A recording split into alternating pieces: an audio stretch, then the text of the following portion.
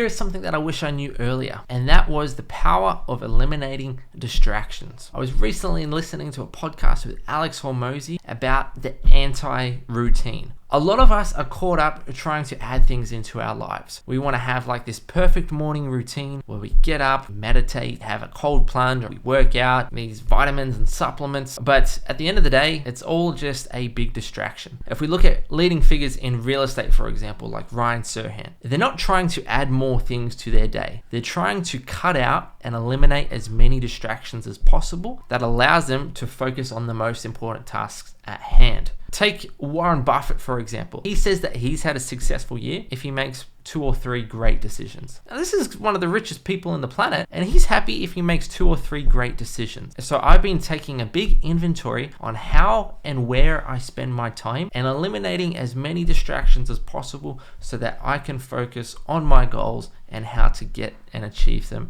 as quick as possible.